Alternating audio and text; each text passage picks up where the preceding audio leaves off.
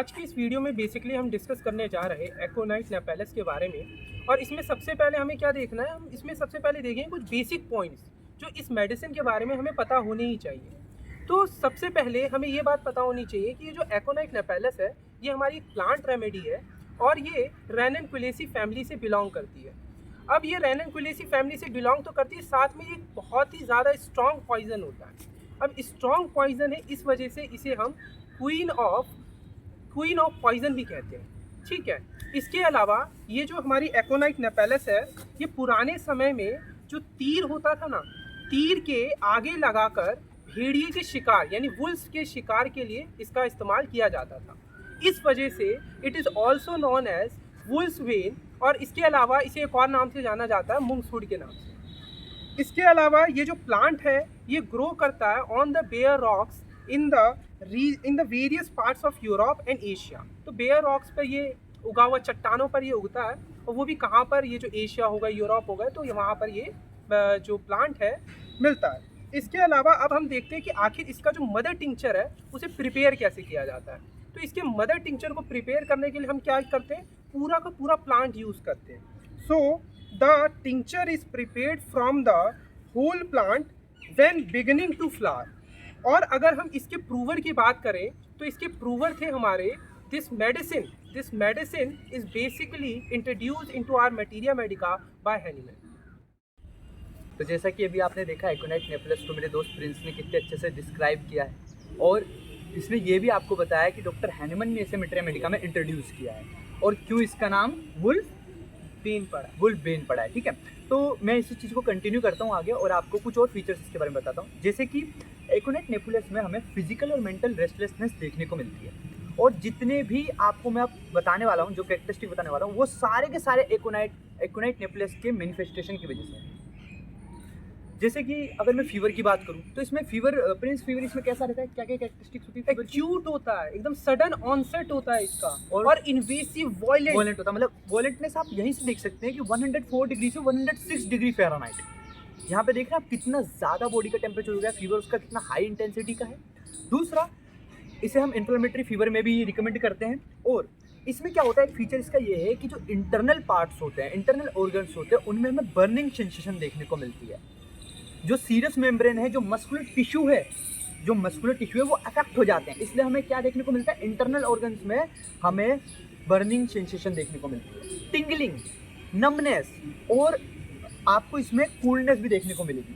ठीक है, अब एक टर्म है, मेरे हिसाब से इसको शायद प्लिथोरिक बोलते हैं, प्लिथोरिक फेस। इसमें क्या होता है जनरली, इसमें बेसिकली रेडनेस हो जाती है। हाँ, अब मैं रोजी रेड फेस होता है। रोजी रेड फेस होता है। अब इसमें अगर आप प्लिथोरिक फेस मतलब रोजी रेडनेस देखोगे फेस की, तो उसका मेन कारण पता है क्या है, ये है कि आर्टरीज में टेंशन बढ़ गई है। अब आप सोचोगे कि आर्टरीज में टेंशन कैसे बढ़ जाती है, तो जो आर्टरीज होती है अगर कहीं पे ब्लॉकेज हो जाए तो जो फ्लो है, वो सर्कुलेशन जो है प्रॉपर नहीं हो पाएगा, जिसकी वजह से आर्टरीज के अंदर टेंशन बढ़ने लगेगी, और वो जो फेस है उसके सुपरफिशियली हमें फिर वो एक्सपोज होने लगेगी, और हमें ऐसा लगेगा कि इसका चेहरा इतना लाल क्यों है। एक्चुअल में वो आर्टरीज के अंदर बने टेंशन के कारण है, और उसको ऐसा लगेगा कि सर्कुलेशन प्रॉपर नहीं हो रहा है। ठीक है, दूसरा कि एकोनाइट जो होता है फंक्शनल डिस्टर्बेंस क्रिएट करता है, और इसका जो एक्शन होता है वो ब्रीफ होता है। इसका एक्शन पीरियोडिसिटी में नहीं देखने को मिलता, मतलब पीरियोडिकली रिपीटेशन नहीं है इसका, मतलब इंटरमिटेंट फीवर में नहीं देंगे। हाँ बिल्कुल, ब्रीफ में देंगे, मतलब कॉन्टिन्यूस फीवर होगा तब इसको देंगे। पीरियोडिसिटी नहीं है, बिल्कुल देख रहे हैं, मतलब इसका एक पिक्युलर फीचर देखिए, पीरियोडिसिटी है ही नहीं, तो यहाँ पर हम इसे इंटरमीडिएट फीवर में रिकमेंड करेंगे ही नहीं। जब फीवर एक कंटिन्यूस वे में होगा, फीवर कंटिन्यूटी में होगा, तब हम इसको रिकमेंड करेंगे। ठीक है, दूसरा इसका जो स्फेयर है, मतलब अगर मैं आपको बताऊं कि एकोनाइट को हम कैसे दे सकते हैं, तो किसी भी एक्यूट डिसीज़ की बिगिनिंग में हम इसे रिकमेंड कर सकते हैं। बट हाँ, याद रखना है हमें कि एकोनाइट नेपेलस हो या कोई और मेडिसिन हो, वो हम तभी रिकमेंड करते हैं जब हम टोटलिटी ऑफ सिम्टम कर लें। Without taking the symptoms we do not recommend any remedy to anyone. Yes बिल्कुल, क्योंकि हमारे होम्योपैथी में क्या होता है, सिम्टम ही मेन है। सिम्टम मैच कर गया, ड्रग पिक्चर मैच कर गई डिसीज़ के साथ में, तो दूसरा कि अगर एक बार पैथोजेनिकल चेंजेस आने शुरू हो गए तब हम इसको कंटिन्यू नहीं करेंगे, इसको रिकमेंड नहीं करेंगे। पैथोजेनिकल चेंजेस आने पर हम इसको बिल्कुल भी रिपीट नहीं करेंगे। अब आप समझ ही गए होंगे मैंने आपको जो जो इंपॉर्टेंट फीचर्स बताए। अब मेरे हिसाब से इसका हमें कॉन्स्टिट्यूशन भी जान लेना चाहिए और मेरे हिसाब से प्रिंस आपको बहुत अच्छे से बताएंगे। सो अब हम देखेंगे इसका कॉन्स्टिट्यूशन। तो अगर हम इसके कॉन्स्टिट्यूशन की बात करें तो बेसिकली ये एलन्स की नोट में पहली लाइन ही लिखी हुई है कि it is generally indicated in acute और रीसेंट केसेस। अब यहाँ एक टर्म यूज़ की गई है जनरली। अब जनरली का मतलब यहाँ है कि ज़्यादातर हम इसे एक्यूट केसेस में देते हैं, एक्यूट या रीसेंट केसेस में देते हैं, पर इसका मतलब ये नहीं है कि आप क्रोनिक केस में नहीं दे सकते। आप इसे क्रोनिक केसेस में भी दे सकते हैं अगर सिम्टम्स मैच कर रहे हैं तो इसीलिए यहाँ पर ओनली टर्म यूज़ नहीं किया गया, यहाँ जनरली। तो ये कई लोगों को गलतफहमी हो जाती है कि ये हम सिर्फ एक्यूट एकोनाइट है, हम एक्यूट केस में जनरली मतलब क्लिनिक पे जो होता है एक्यूट केसेस के लिए इसको प्रेफर करते हैं, लेकिन इसे क्रोनिक में भी दे सकते हैं क्योंकि हमें क्या मैंने आपको बहुत शुरू अच्छा में काम बोला करती है टोटलिटी ऑफ सिम्टम हमारे लिए इंपॉर्टेंट है, ना कि ये कि कौन सी क्रोनिक है कौन सी एक्यूट। हमें होम्योपैथी को बांटना नहीं है। हमने क्या कर दिया, कुछ एक्यूट रेमेडी है, क्रोनिक रेमेडी, हमने ऐसे बांट दिया। हाँ। पर हमें होम्योपैथी को बांटना नहीं है। हैनीमैन जो स्टार वर्ड्स थे उन्होंने वो क्या कह के गए कि हमें सिम्टम्स के बेसिस पे दें, होलिस्टिक अप्रोच करनी है हमें। बिल्कुल, अगर सिम्टम्स मैच कर रहे हैं तो हम देंगे। बिल्कुल match. So it is generally indicated in acute और recent cases occurring in young person, especially girl of full plethoric habit who lead a sedentary life। अब ये जो सेडेंटरी लाइफ है इसका मतलब ये है कि जो गर्ल है वो जो 6 से 8 घंटे तक बैठे रहने में समय व्यतीत कर रहा है या कोई लेटे रहने में व्यतीत कर रहा है, मतलब फिजिकल मूवमेंट बहुत कम है, तो इस तरीके की लाइफ को हम क्या बोलते हैं, सेडेंटरी लाइफ। सो बेसिकली इसके कॉन्स्टिट्यूशन में ये भी बहुत इंपॉर्टेंट है। इसके अलावा इनके जो हेयर और आईज होते हैं वो डार्क होते हैं और रिजिड मस्कुलर फाइबर्स, मतलब रॉबस्ट होते हैं, स्ट्रॉन्ग होते हैं। बिल्कुल ठीक है। और एक और इम्पॉर्टेंट चीज़ इसके बारे में ये है कि ये ना ज़रा सा भी एटमॉस्फेरिक चेंज होता है ना उससे तुरंत डिस्टर्ब और बीमार पड़ जाते हैं। फॉर एग्जांपल कि अगर बहुत तेज़ धूप है और अचानक से बहुत थंडर स्टॉर्म आ जाए तो ये तुरंत बीमार पड़ जाते हैं। तो मतलब जैसे कि अगर जैसे किसी बाहर धूप में खेल रहे हैं और अचानक पंखे के हवा में आ गए तुरंत इनको, मतलब ये बिल्कुल जैसे जो एक आसपास का हमारा जो एनवायरनमेंट होता है, जिस सराउंडिंग में हम रहते हैं, उस सराउंडिंग में अगर सडन चेंज आ जाए ना तो ये नहीं झेल पाते मेरे साथ, शायद यही ना। यस बिल्कुल। So they easily affected by the atmospheric change. तो ये थे इसके बारे में कुछ पॉइंट्स इसके कॉन्स्टिट्यूशन के बारे में। बाकी आगे लोकेश बताएं। तो जैसा कि आपको भी प्रिंस ने सारे कॉन्स्टिट्यूशनल फीचर्स बता दिए हैं, तो मैं थोड़ा सा छोटा सी बात इसमें माइंड को डिस्कस कर लेते हैं। क्यों प्रिंस? माइंड इसका कैसा होता है? फियर, हर जगह फियर, मतलब ये समझ लीजिए इतना डर है ना, इतना खौफ है इसकी लाइफ में कि बीमार पड़ जाता है। ये गलत बोल रहा हूँ मैं? एग्जाम आए बीमार दयनीय हालत है इसकी, मतलब बिल्कुल मिजरेबल, समझ रहे हो। और दूसरे जैसे और एक चीज़ और फीचर ये है कि इससे म्यूजिक इंटॉलरेबल है। अब क्यों ऐसा? क्योंकि देखिए मैंने आपको क्या बताया शुरू में, फिजिकल और मेंटल रेस्टलेसनेस है। जब फिजिकल तो चलो समझ में आता है, फिजिकल में रेस्टलेसनेस से टोजिंग हो रही है ऐसे इधर उधर, कभी इस पोजीशन में कभी उस पोजीशन में, लेकिन मेंटल रेस्टलेसनेस के लिए वो क्या करेगा, उसको काबू करना चाहेगा। वो सोचेगा कि यार इतनी हलचल हो रही है दिमाग में, वो शांत हो, तो वो हल्का सा मतलब आसपास शांति चाहेगा। तो हल्का सा भी म्यूजिक अगर होगा तो उसको क्या होगा, अनबियरेबल होगा, सहा नहीं जाएगा उससे, समझ रहे हो आप। और दूसरा फियर इतना ज़्यादा है ना उसके उसमें कि he can predict the time of death. देखिए इतना बता देगा अभी मैं मरने वाला हूँ। बिल्कुल, क्या फायदा। और एक चीज़ और बताता हूँ, मतलब ये प्रिडिक्ट की हालत ऐसी हो जाती है कि कुछ इसके साथ अभी घटा, जस्ट रिसेंट में कुछ घटा, तो इसे ऐसा लगेगा ये एक सपना था। सोचिए, मतलब अपने आप से भी फिर भ्रमित होने लगता है। ये फियर आ रहा है, फियर से डर, मतलब इतना ज़्यादा डर बढ़ गया है कि अपनी डेथ का थोड़ा बीमार पड़ा है, बीमारी थोड़ी बढ़ गई। क्योंकि मैंने आपको बताया इसमें जैसे फीवर की एक्यूट है, रैपिड फीवर है, सडन है ऑनसेट में, और दूसरा क्या था, वोलेंट है, 104 to 106 डिग्री फ़ारेनहाइट है। अब वो इस सब के कारण उसे इतना भय लगने लगता है कि बस वो तय कर लेता है कि बस इस क्षण में मरने वाला हूँ, ये मेरी टाइमिंग है, ये मेरा वो है। तो देख रहे हैं आप इसका माइंड कितना स्पेशल है, छांटने के लिए माइंड के सिम्टम कितने पिक्यूलर है। अब इसके कुछ फिजिकल सिम्टम्स है जो प्रिंस डिस्कस करेंगे आपसे। सो सबसे पहले हम देखेंगे इसके कॉजेशन के बारे में, मतलब आखिर इसकी जितनी भी कंप्लेंट्स और एलिमेंट्स हैं आखिर ये शुरू किस वजह से होती है, आखिर इसका कॉज क्या है।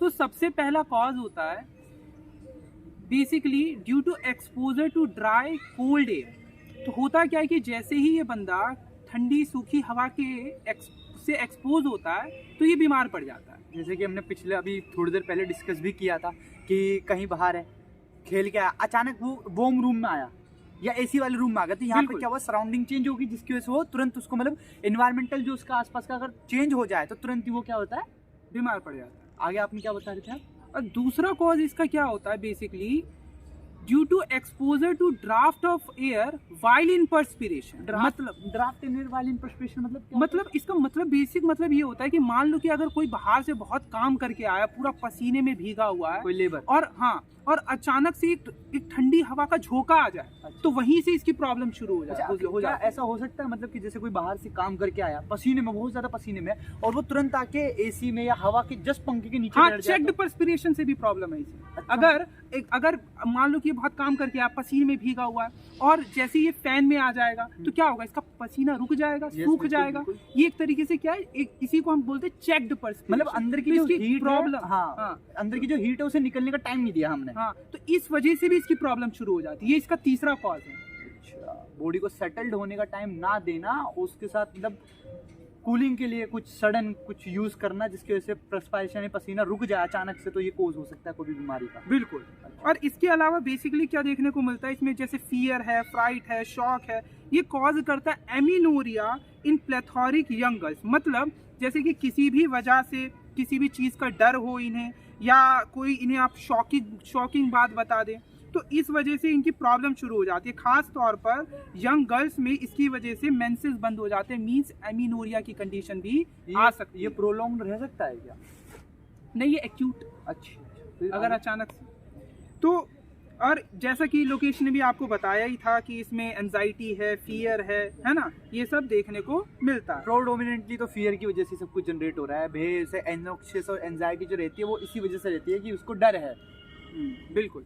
इसके अलावा आप इन्हें कंजेस्टिव स्टेज ऑफ इन्फ्लामेशन में भी दे सकते हैं। अब कंजेस्टिव स्टेज ऑफ इन्फ्लामेशन मतलब जो इन्फ्लामेशन की इनिशियल स्टेज होती है ना, इसमें भी हम इस मेडिसिन को रिकमेंड करते हैं। अब इनिशियल स्टेज में वो भी कब, बिफोर लोकलाइजेशन। अच्छा, मतलब कहीं पे लोकलाइजेशन अगर इन्फ्लामेशन का हो गया, देन वी कैन नॉट बिल्कुल रिकमेंड इट और रिपीट इट। नहीं, अगर हम बिल्कुल। पहले दे भी रहे हैं तो हमें फिर से होल्ड करना और पड़ेगा। उसमें सेपरेशन नहीं होना, मतलब पस फॉर्मेशन नहीं होना चाहिए। अच्छा, मतलब उसमें जैसे लोकल हम कहते हैं मवाद पीक नहीं बनना चाहिए हाँ, है ना? उसमें हाँ, पस का फॉर्मेशन नहीं होना चाहिए। इन्फ्लामेशन हो वो भी विदाउट सेपरेशन, अच्छा, मींस नो पस रेडनेस और हल्की सी स्वेलिंग। हाँ बिल्कुल। अच्छा। कंजेशन हो, सिर्फ रेडनेस हो, और इंटेंस आपको हीट देखने को मिलेगी, टेंडरनेस उस पर्टिकुलर एरिया पे। हाँ, और उस पर्टिकुलर टेंडरनेस मींस अगर मैं छूंगा तो आपको तुरंत दर्द होगा। ठीक है, तो ये चीजें देखने को मिलती है। तो इस कंडीशन में हम इसे प्रेफर करते हैं, इन्फ्लामेशन की कंडीशन में जहाँ पर पस फॉर्मेशन ना हुआ हो, इनिशियल स्टेज हो इन्फ्लामेशन की, तब हम इस मेडिसिन को रिकमेंड करते हैं। इसके अलावा अगर मैं इसके सेंसेशन की बात करूंगा तो सेंसेशन में बर्निंग है, नमनेस है, टिंगलिंग है, प्रिकिंग है, क्राउलिंग है। इसके अलावा पेन की अगर हम बात करें तो स्टिचिंग है, स्टिंगिंग है, lightning, electric shock like shooting है। मतलब तो उसे मतलब ऐसा मतलब सेंसेशन में आप ये कह रहे हो कि उसे मतलब जलन सी और थोड़ा मतलब कोई सुनपन और मतलब नमने सुनपन हो गया और मतलब उसे झंझनाहट सी रहेगी, टिंगलिंग, या वैसा हाँ। लगेगा कि कोई रेंग रहा है उसकी बॉडी पे, हाँ। मतलब क्रोलिंग, यही क्राउलिंग, हाँ, अच्छा, बिल्कुल, अच्छा। बिल्कुल। और तो इस दूसरा आप तरीके कह का रहे थे होता कि डंक जैसा पेन होता है। अच्छा, जैसे किसी ने डंक मारा हो, स्टिंगिंग पेन होता है देखने को यही मिलता एक है। property और एकदम तो- शार्प शूटिंग, एकदम शूटिंग अचानक से पेन बढ़ जाएगा। बहुत ज्यादा बढ़ जाएगा। तो ये सब चीजें इसकी पेन में खास है। इसके अलावा अगर हम इसके पर्सपिरेशन की बात करें, इसका पसीना ना मोर प्रोमिनेंटली अपर लिप पे आता है।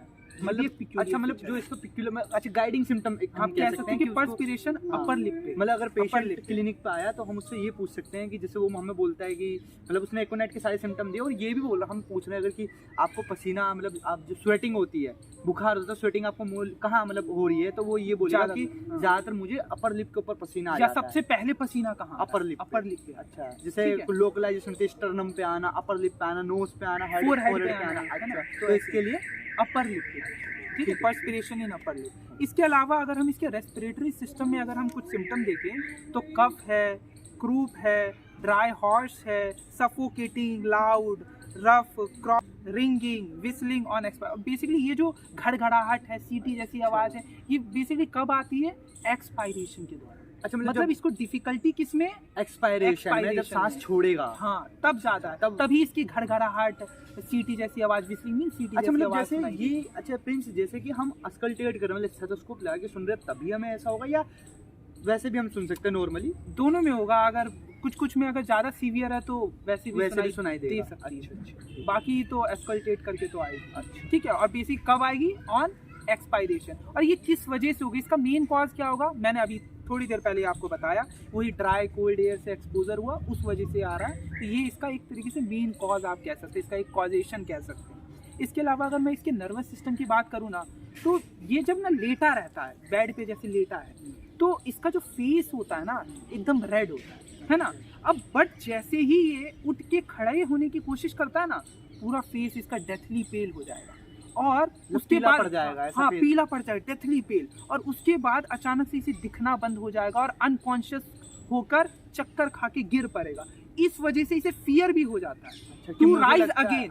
वो दोबारा उठने में उसे डर लगता है कि मैं चक्कर खा के गिर जाऊंगा। तो इस तरीके का इसका नर्वस सिस्टम में आपको देखने को मिलेगा। मतलब अगर ये लेटा है तो लेटा ही रहना चाहेगा, उठ के खड़ा नहीं होना चाहेगा, क्योंकि इसे डर है, फियर है कि अगर ये खड़ा हुआ तो ये वापस से बेहोश हो जाएगा। इसीलिए अगर आप एलन की नोट्स में देखेंगे तो आपको इसमें देखने को मिलेगा, on rising from recumbent position, the red face become deathly pale, or he becomes faint or giddy and falls and he fears to rise again. इसके अलावा इसके रेस्पिरेशन में आपको एक और बहुत इंपॉर्टेंट सिम्टम बताना आपको मैं भूल गया, कि इसके बच्चों में ना जब इनको खांसी आती है तो ऐसे करके गर्दन पकड़ते हैं और फिर खांसते हैं। मतलब basically child grabs the throat every time he cough. अच्छा मतलब जब ये खांसेगा ना तो ऐसे गर्दन मतलब मैं क्लिनिकली बोलता हूँ, जैसे कोई बच्चा है, अब वो हमारे पास है, उसकी मदर उसे लेके आई है, अब हम बैठे हैं उसके सिम्टम्स ले रहे, तो अब जब भी वो खांस रहा है तो हम ये नोटिस कर रहे हैं कि बाबा अपने गले को मतलब ऐसे ग्रैप्स कर रहा है, पकड़ रहा है, जोड़ रहा है, जब खांस रहा है उस समय कफिंग के टाइम, और हल्की हमें खड़खड़ाहट की भी आवाज आ रही है। तो ये मतलब पूरी तरीके से गाइडिंग सिम्टम है कि उसे एकोनाइट हमें, वो भी कब, एक्सपायरेशन में, मतलब इंस्पायरेशन में तो नहीं हो रहा, सांस छोड़ रहा तब खास कफिंग के समय ग्रैस्प कर रहा है, और जब सांस छोड़ रहा है तो हमें उखड़ने की साउंड भी आ रही है। ये दो गाइडिंग सिम्टम है इसके, जब रेस्पिरेटरी एलिमेंट या प्रॉब्लम हो। बिल्कुल। और नर्वस में तो आपको बताया मैंने इसका, कि ये लेटा है तो लेटा ही रहना चाहिए। वर्टिगो मतलब on the rising he gets vertigo. Nervous में एक और चीज है, कन्वर्शन ऑफ टीथिंग चिल्ड्रन, जिस बच्चों के दांत वगैरह आ रहे होते हैं, तो उस समय पर जो कन्वल्शन है वो भी किस तरीके का, हीट, जर्क्स, ट्विचेस मतलब होता है एक तरीके से फड़कना, ट्विचेस ऑफ सिंगल मसल, ऐसा लगेगा उसे कोई एक सिंगल मसल फड़फड़ा रही है मेरी। हाँ, इसके अलावा इसका जो चाइल्ड होगा ना, छोटा बच्चा, आपने कई छोटे बच्चों को देखा होगा, वो क्या करते हैं, ऐसे मुट्ठी बांधते हैं, फिर मुंह में लेके फिर चीखते हैं। तो इस तरीके से ये देखने को मिलता है। Child basically gnaws its fist and frets and screams, मतलब ऐसे मुट्ठी बनाएंगे, मुंह में लेंगे और फिर चिल्लाएंगे। तो ये चीजें भी ना बहुत पिक्यूलियर छोटे छोटे बच्चों में हमें देखने को मिलती है टीथिंग के टाइम पे, है ना। तो ये भी इसके नर्वस सिस्टम में एक बहुत इंपॉर्टेंट है। और इनका जो स्किन होता है ना बेसिकली ड्राई होता है, हॉट होता है, और इनको फीवर भी होता है ना, बताया ना, कॉन्टिन्यूस फीवर होता है और एकदम हाई फीवर होता है। ठीक है, आपने शायद बताया भी था कि 104 से 105 फ़ारेनहाइट तक भी पहुंच सकता है। वो भी बहुत जल्दी पहुंचता है, सडन राइज देखने को मिलता है। ये आपने बताया था इसके फीवर में। और इसके फीवर के बारे में एक और बहुत इंपॉर्टेंट बात क्या है कि इसके जब भी फीवर होता है ना तो स्किन ड्राई हो जाती है, हॉट हो जाती है, फेस रेड हो सकता है, या फिर फेस पेल और रेड अल्टरनेटिवली, कभी रेड होगा कभी पेल होगा। तो ये या तो पूरा रेड होगा या तो कभी रेड होगा कभी पेल होगा। तो ये दोनों चीजें देखने को मिलती है। इसके अलावा इसके फीवर के दौरान इसे बर्निंग थर्स्ट होती है, बहुत लार्ज प्यास लगेगी। हाँ, वो भी किस वाटर की, कोल्ड वाटर की, वो भी लार्ज क्वांटिटी में कोल्ड वाटर। अच्छा, इसका मैं एक रीजन आपको बताना चाहता हूँ। बिकॉज क्या होता है ना कि जो उसका जो थ्रोट होता है वो जनरली क्या होता है, ड्राई हो जाता है। अब वो एक बार पानी पिया, अब म्यूकस इतना सीक्रेट नहीं हो रहा है, जब वो पानी पी रहा है तो उसका ऐसा लग रहा है गला गीला लग रहा है। और वो लार्ज क्वांटिटी में इसलिए पी रहा है क्योंकि उसे पूरा मतलब ड्राइनेस सी लगती है पूरे अपने जो उसका रेस्पिरेटरी ट्रैक है और जो उसका जीआईटी है उसमें भी जो मतलब जो फेरिंग्स वाला हिस्सा पूरा एकदम ड्राई हो जाता है। और उसे बाबा ऐसा लगता है कि यार अंदर एकदम मतलब ड्राई सा कुछ है, उसको गीला करना है। बाबा उसे वो इसलिए नहीं पी रहा है कि उसकी प्यास बढ़ गई है, वो इसलिए पी रहा है because of the dryness of the throat. समझ रहे हैं आप? तो ये चीजें देखने को मिलती है। इसके अलावा इनका जो पेन होता है ना बेसिकली इनटॉलरेबल होता है इवनिंग के टाइम पे। अच्छा इवनिंग के टाइम पे ना ये बहुत रेस्टलेसनेस हो जाता है और पेन इतने इंटॉलरेबल होते हैं कि मतलब ये दर्द में पागल से हो जाते हैं। अच्छा, मतलब पेशेंट हमसे आगे ये बोलेगा कि डॉक्टर साहब पूरे दिन तो मतलब दर्द तो है लेकिन पूरे दिन ठीक है, लेकिन जैसे ही शाम होती वैसे बढ़ जाता है, बढ़ जाता, बहुत उखड़ता ज्यादा है, बढ़ बहुत जाता सहा नहीं जाता। और दर्द भी ऐसा है कि मैं पागल हो जाता हूँ। वो बोलेगा कि मेरे को दर्द बिल्कुल बर्दाश्त नहीं देता होता, हूँ मैं, मैं मतलब। एकदम पागल सा हो जाता है। अच्छा। द पेन लिखा हुआ है, the pains are intolerable, they drive him crazy, हाँ ये तो है। He becomes very restless at night. Basically रात में तो इसकी प्रॉब्लम और ज्यादा बढ़ जाती मतलब है। इवनिंग से लेके नाइट तक का समय इसके लिए बिल्कुल मतलब इनटॉलरेबल टाइप का है। बिल्कुल, और एकदम दर्द में तो ये पागल ही हो जाता है, बिल्कुल इनटॉलरेबल। बताए थे कितना सेंसिटिव होता है, थोड़ा सा मौसम चेंज और बीमार हाँ, पड़ बिल्कुल, जाता बिल्कुल है। और बताया दर्द के लिए तो बहुत ज़्यादा इनटॉलरेबल होता है, तो ये इसमें देखने को मिलता है। इसके अलावा अगर मैं और इसके फीवर की बात करूँ तो फीवर के टाइम पे इंटेंस नर्वस और रेस्टलेसनेस होता है, टॉसिंग मतलब ना चेंज करता रहेगा, पोजीशन चेंज करता रहेगा कंटिन्यूअसली। वो भी ना बहुत ज्यादा सफरिंग होती है, ग्रेट पेन होता है इसे। अच्छा। इनटॉलरेबल, और वो भी कब है बताया ना, इनटॉलरेबल इवनिंग के टाइम At पे night। On going to sleep. इसके अलावा अगर हम बात करें तो aconite should never be given in simple to country. ये बहुत इंपॉर्टेंट बात है, ये याद रखना। ये लाइन हमने डिस्कस भी कर रखी है, अगेन आ गई है ये वाली लाइन ध्यान से सुना, ये बहुत इंपॉर्टेंट है कि aconite should never be given simply to control the fever, never alternated with other drug for that purpose. If it be a case requiring aconite, no other drug is needed. Aconite will cure the case. मतलब अगर case एकोनाइट का है तो आपको कोई drug की जरूरत नहीं है, यही ड्रग उसे क्योर कर देगी। मतलब अगर आपको एक्साइटिंग कॉज दिख रहा है, जो कॉज मैंने बताया, गाइडिंग सिम्टम्स, हाँ गाइडिंग सिम्टम दिख रहे, तो ये इसको और किसी मेडिसिन की जरूरत नहीं, ये खुद ही क्योर कर देगी। बेसिकली आपसे प्रिंस ये कहना चाह रहे हैं कि हमें बेसिक इसके सिम्टम्स पे हमें गौर करना है, हमें इतना ज्यादा ध्यान रखना है पेशेंट की हरकत का, उसके हर सिम्टम का, कि हमें ड्रग पिक्चर मतलब जबरदस्ती नहीं करनी, हमें ड्रग पिक्चर तभी बनानी जब वो सिम्टम मिले। अब इसमें ये बात फिर से आपको मतलब जोर दे रही है इस बात पे कि you should have to note the guiding symptoms and it match with the aconite, then no other remedy is needed. बिल्कुल बिल्कुल। और इसके अलावा ना एक और बहुत इंपॉर्टेंट बात है कि इस मेडिसिन को हम फीवर में रिकमेंड करते हैं, पर ये बात याद रखना कि unless indicated by the exciting cause is nearly and always injurious in first stage of typhoid fever. Typhoid fever के फर्स्ट स्टेज में ये इंजीरियस हो सकता है, बट अगर एक्साइटिंग कॉज दिख रहा है तो दे सकते हो, बट नियरली एंड ऑलवेज आप ये मान के अवॉइड करें कि टाइफाइड के केस में इसका जो फर्स्ट स्टेज है इसमें ये इंजीरियस ही होता है, मतलब अवॉइड करना है। अब इसकी मॉडलिटीज की अगर बात करेंगे तो मॉडलिटीज में मैंने बताया कि इसकी सारी प्रॉब्लम इवनिंग और नाइट के टाइम पे बढ़ जाती है।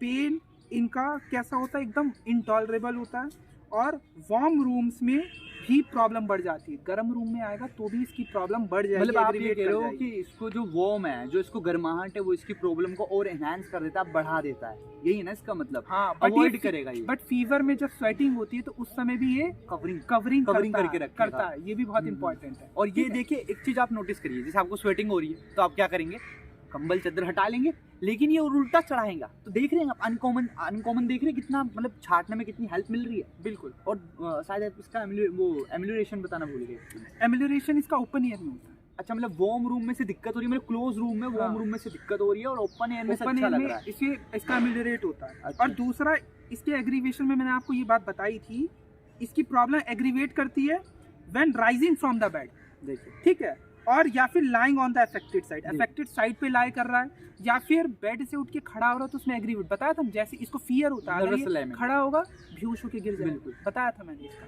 ठीक है। तो ये इसके कुछ मॉडलिटीज थे, बाकी आगे लोकेश बताएंगे। बिल्कुल, जैसा कि प्रिंस ने आपको एकोनाइट नेप्लस के फिजिकल जर्नल्स बता दिए हैं और मेरे हिसाब से सब कुछ कवर कर ही दिया है, तो अब हम इसके कुछ कंपैरिजन्स पढ़ लेते हैं। क्योंकि देखिए अगर हम जब क्लिनिक पर बैठते हैं तो कई सारी ड्रग्स में सिम्टम्स रिपीट होते हैं।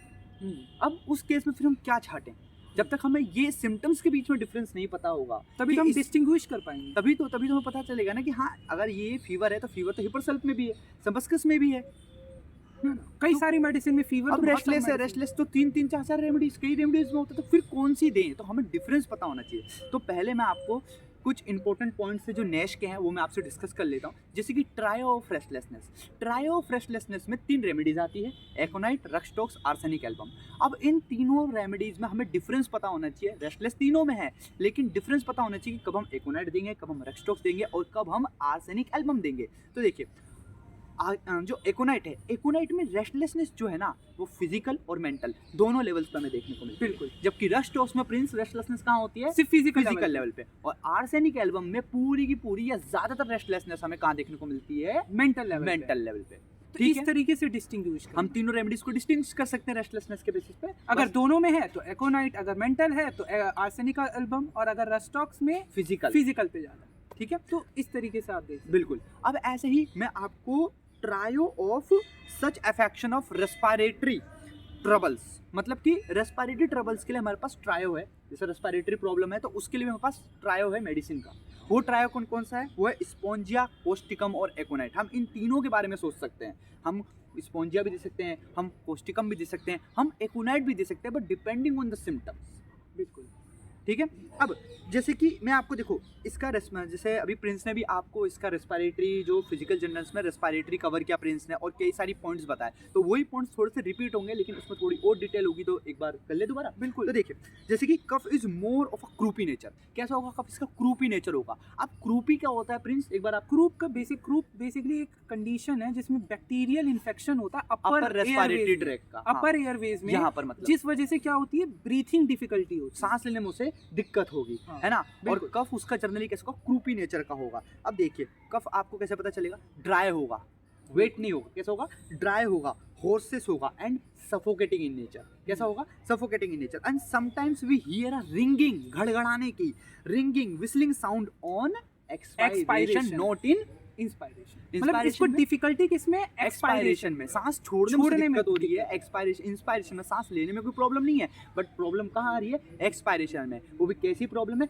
Whistling and ringing. डिफिकल्टी तो है ही एक्सपायरेशन में, साथ में विस्लिंग और घड़घड़ाहट की आवाज कब आ रही है? एक्सपायरेशन पे आ रही है। ठीक है। अब देखिए जैसे कि कोई बच्चा है, अब कोई छोटा बच्चा आया आपकी क्लिनिक पे, उसने सारे सिम्टम, आपको एकोनाइट लग रहा है, अब उसको रेस्पिरेटरी प्रॉब्लम है, तो आप जब आप क्या नोट कर रहे हो कि जब भी वो आपके सामने खांस रहा है तब वो क्या कर रहा है? ग्रैब्स हिज थ्रॉट, अपने गर्दन को ऐसे पकड़ रहा है, गले को ऐसे पकड़ रहा है खांसते समय। The child grabs it's throat with याद देखिए यहाँ पर ये नहीं बोला आफ्टर 2-3, ये बोला with every attempt of coughing.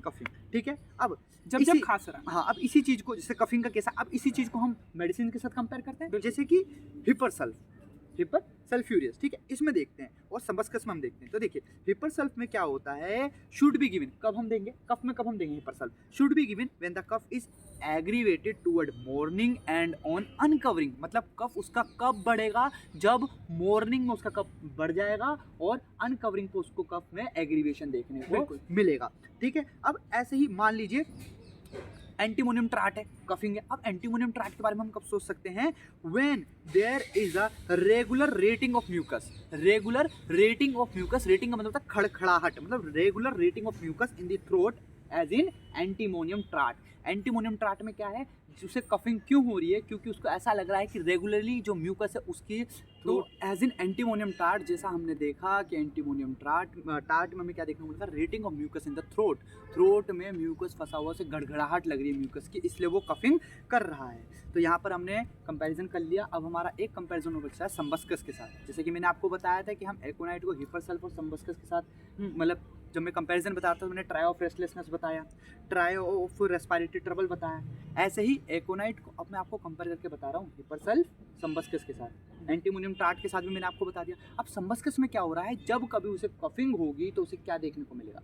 उसे स्पाज्म देखने को मिलेगा ग्लोटिस में, स्पाज्म देखने को मिलेगा ग्लोटिस में। जैसे कि स्पाज्म मतलब एक तरीके से कंस्ट्रिक्शन सा महसूस, जैसे मतलब अंदर कुछ कंस्ट्रिक्ट कर रहा है, उसे जकड़ रहा है। तो वो जब भी वो खांसेगा तो उसे बोलेगा डॉक्टर साहब बहुत दर्द होता है खांसने में। ठीक है। अब यहाँ पर मैं आपको एक चीज़ और बताता हूँ कि इसमें एक और चीज़ क्या खास बात है संबस्कस में, कि breathing is more of a wheezing crowing character. मतलब और ज़्यादा हमें ब्रीथिंग में क्या देखने को मिलेगा? विजिंग साउंड देखने को मिलेगी, क्रोइंग साउंड देखने को मिलेगी। और the trouble is almost worse after midnight and on lying with the head low, मतलब जब वो लाइन डाउन होगा, जब लेटेगा और सर नीचे करके लेटेगा कुछ इस तरीके से। बिल्कुल, तो उसकी प्रॉब्लम बढ़ जाएगी और मिडनाइट के बाद, आधी रात के बाद भी उसकी प्रॉब्लम बढ़ जाएगी, ठीक है। और the patient can inspire better, patient सांस इजीली ले लेगा, उसे कोई प्रॉब्लम नहीं होगी, लेकिन जब जब वो एक्सपायर करेगा तब तक उसे क्या होगी, डिफिकल्टी होगी, उसे हार्ड होगा उसे सांस लेना। और तभी उसी समय पे उसे घड़घड़ाहट और सीटी जैसी आवाज निकलेगी ऑन एक्सपायरेशन। ठीक है, तो यहाँ पर हमारे रिलेशंस कंप्लीट हो चुके हैं, ठीक है। अब प्रिंस आप कुछ कह रहे थे पहले शायद, बट उससे पहले एक और चीज है, क्या? सल्फर। अच्छा हाँ, ये सल्फर? सही याद दिलाया कि जो एकोनाइट है उसका सल्फर के साथ मैं एक रिलेशन बता देता हूँ कि sulphur is a chronic aconite. Simple मतलब आपको समझाता हूँ। देखिए कोई पेशेंट है, एकोनाइट का पेशेंट है, आपने एकोनाइट दे दी, इम्प्रूव हो रहा था बट अब इम्प्रूवमेंट नहीं हो रही है ना, इम्प्रूवमेंट हो रही थी बट अब इम्प्रूवमेंट रुक गई है, तो आप उसको क्योर कंप्लीट करने के लिए आप ये कह सल्फर सकते हैं कि दे जो सकते हैं। अफेक्शंस एकोनाइट में एक्यूट है, हाँ। अगर उसी तरीके के अफेक्शन क्रोनिक लंबे में समय से देखने को मिल रहे हैं, तो हाँ। हम सल्फर प्रेफर सल्फर प्रेफर करेंगे, और क्योंकि दूसरा- सल्फर क्रोनिक है। बिल्कुल एकोनाइट। एकोनाइट का मतलब ठीक। दोनों चीजें हैं। हाँ। पहला एकोनाइट आपने दिया, वो ठीक हो रहा था, बट अब उसके जो वो क्या बोलते हैं हम उसे, इम्प्रूवमेंट है, वो अब रुक गई है या स्लो डाउन हो गई, तो उसको फास्ट करने के लिए या क्योर को अपनी कंप्लीट करने के लिए आप सल्फर की तरफ जा सकते हो। लंबे समय से चल रही थी बीमारी, एक्यूट में देखने को मिली, अब वो चूंकि लॉन्ग टर्म से चल रही है, लॉन्ग टाइम से चल रही है, तो उसको उस क्योर को कंप्लीट करने के लिए हम सल्फर बोला गया है, sulphur is a chronic of aconite. Correct बोला मैंने? बिल्कुल। चलो अब प्रिंस आपको कुछ बोलना है इसमें या फिर और आगे ऐड करें? नहीं, बेसिकली अब हमें ये लगता है कि जो एकोनाइट है ना, इसके जो मेंटल जर्नल्स हैं वो बहुत ज़्यादा इंपॉर्टेंट है। अच्छा तो मुझे लगता है कि एक और बार हमें रिवाइज करा देना चलो चाहिए, ठीक है, जो हम इंपॉर्टेंट मेंटल सिम्टम्स। अच्छा ठीक है, तो हम एक काम करते हैं, हम चूंकि एकोनाइट का जो मेंटल है ना वो बहुत ही इंपॉर्टेंट है, मतलब यूनिक ही है, आपको देखते ही समझ में आ जाएगा। इसके मेंटली सबसे ज़्यादा इंपॉर्टेंट बिल्कुल, है, तो तो हमें- मेंटल एक और बार रिवाइज करना देखिए रिवाइज कर लेते हैं। तो देखिए सबसे बड़ी बात क्या है please? Fear. Fear and Fear. Mind anxiety. बिल्कुल। ग्रेट फियर है, एंजाइटी है, और ग्रेट नर्वस एक्साइटेबिलिटी। जो नर्वस एक्साइटेबिलिटी है वो इसीलिए ज्यादा है just because of presence of fear, और ये बाहर जाने से डरता है। Because afraid to go out और गो इनटू द क्राउड, मतलब बचेगा, भीड़ भाड़ वाले इलाके में जाने से बचेगा, और भीड़ भाड़ इलाके में जाने से बचेगा, दूसरा बाहर जाने में से भी बचेगा, और साथ में स्ट्रीट क्रॉस, रोड मतलब- को क्रॉस हाँ। करने में भी डर लगता है इसमें, है ना। इतना और खौफ होता है। एनी एक्साइटमेंट और मेनी पीपल, मतलब कोई भी एक्साइटमेंट होगा इसको थोड़ा भैंसा लग जाएगा, कई सारे लोगों से घिर गया तो इसे डर लगेगा, मतलब बचेगा। रोड क्रॉस कर रहा है उससे डर लग रहा है। मतलब देखिए Crossing the सब, road. सब चीज़ों से बचने की कोशिश करेगा, और ये सब क्यों हो रहा है? Just because of presence of fear, ठीक है। और जैसे कि एक चीज़ और है कि इसका फियर इतना पिक्यूलर है ना प्रिंस, कि ही कैन, मतलब उसे कोई बीमारी हो गई है ना, इसे लगेगा मैं ठीक ही नहीं हूँ, बिल्कुल और यही प्रिडिक्ट लगेगा भी कर उसे। लेगा, और time of क्योंकि death. ठीक नहीं होगा तो वो अपने टाइम, मतलब जो समय है, मरने का समय है, वो डिसाइड कर लेगा कि अब मैं मरने वाला हूं। बोलेगा आपको सामने से, कि डॉक्टर इस को क्षण बोलेगा। मेरी मृत्यु होने हाँ, वाली है। तो देख रहे हैं आप कितना पिक्यूलर है। और साथ में इसमें फियर भी होता है, fear of death during pregnancy. अगर फीमेल का बहुत केस important है है। तो फीमेल हाँ। का केस है तो मतलब फीमेल है, प्रेग्नेंट है, तो उसे ये भय लगेगा कि कहीं डिलीवरी के समय या प्रेगनेंसी है तो कहीं वो ऐसे ना हो जाए, कुछ ऐसा ना हो जाए, मतलब वो डायरेक्ट उसकी नहीं मौत तो बोलेगी, नहीं हो जाएगी, लेकिन उसका जो फियर मौत ऑफ का डर डेथ है, ड्यूरिंग प्रेगनेंसी वो बहुत रहेगा, important है। वो रहेगा हाँ। उसमें, ठीक है। और एक चीज़ है कि रेस्टलेस रहेगा, एंजियस रहेगा, does everything in a great hurry, बहुत जल्दबाजी में करेगा, कहीं कर लेता हूँ जल्दी, कहीं कुछ गड़बड़ ना हो जाए करके। और बहुत जल्दबाजी में हर चीज और एकदम देखिए रेस्टलेसनेस करेगा। इतनी ज्यादा है ना इसकी फिजिकल की, कंटिन्यूअस पोजीशन चेंज में मिलेगा आपको, कंटिन्यूअस, बिल्कुल ठीक है। बेसिकली एवरीथिंग स्टार्टल्स ही, मतलब हर छोटी से छोटी चीज ना इसे चौंका देती है, मतलब तुरंत। थोड़ी सी खटपट हुई ये चौंक चौंक जाएगा, ठीक है। Everything startles. Starts him. और दूसरा दिस मेंटल, अब देखिए मैंने आपको मेंटल एंजाइटी बताई थी, फियर भी है, तो mental anxiety worry fear accompanies the most trivial element, मतलब जो बीमारी है, जो बीमारी का जो मुख्य कोज है वो क्या है इसका? फियर, Fear ही है। एंजाइटी। बिल्कुल। और म्यूजिक, अब देखिए म्यूजिक भी इससे अनबियरेबल है, ये एक मार्क्ड सिम्टम है, Sad हो Unbearable, जाता और है इससे ये। मतलब सैड हो जाएगा, म्यूजिक बजेगा, पहली बात तो सहा नहीं जाएगा, और दूसरा सहा क्यों नहीं जा रहा? बिकॉज इसको सैडनेस हो रही है अंदर से, बुरा लगता है इसको, दुख महसूस होता है। देखिए इतने सारे फीचर्स है, वो बोलेगा आपको डॉक्टर साहब म्यूजिक सुनने का मन नहीं करता, आप पूछोगे ना रीज़न क्या, डॉक्टर साहब म्यूजिक चलता है ना तो मतलब उदास सा हो जाता हूँ मैं। देखिए मिल रहा है नहीं मिल रहा आपको एक गाइडिंग सिम्टम, तो ये हमने इसके मेंटल्स भी कवर कर लिए हैं, दोबारा से दोबारा से, हमने हाँ, रिवाइज क्योंकि क्योंकि इसका- ये बहुत इंपॉर्टेंट है, इसीलिए ये ठीक है? मेंटल जर्नल्स के बेसिस पे अगर आप दोगे एकोनाइट को फियर दिख रहा है तो बहुत अच्छा काम करेगी मेडिसिन। इसके बाद हमने ज़्यादातर जो पॉइंट्स थे इसके कवर कर लिए हैं, और आई होप आपको हमारी ये जो वीडियो है ये बहुत अच्छी लगी होगी। अगर आपको हमारी ये वीडियो अच्छी लगी तो हमारी वीडियो को लाइक करें, हमारे चैनल को सब्सक्राइब करें, हिट द बेल आइकन। बिल्कुल, और ज़्यादा से ज़्यादा लोगों के तक साथ शेयर शेयर करें। करें। देखिए एक्चुअल में क्या है ना कि अगर जैसे हम होम्योपैथ ठीक है हम कर रहे हैं, तो हमारा एक एम है कि हम जो हम पढ़ रहे हैं हम लोगों को बताएं तो सही कि कैसे वो ठीक होते, कैसे मेडिसिन काम करती। क्योंकि जब हम केस लेते तो आगे आधे लोगों को लगता है कि हम टाइम पास कर रहे हैं, हम टाइम पास नहीं कर रहे। अभी हमने आपको कितने सारे सिम्टम बताए, हमें मज़ा थोड़ी आ रहा है। ये सिम्टम लेने जरूरी है क्योंकि because we have to match the drug picture. बिल्कुल, तभी वो बंदा ठीक हो। तो सो प्लीज़, और इसके अलावा बट अभी जाइएगा नहीं, क्योंकि अभी हम आपको देंगे एकोनाइट नेपेलस के हैंड रिटन नोट्स। ठीक है।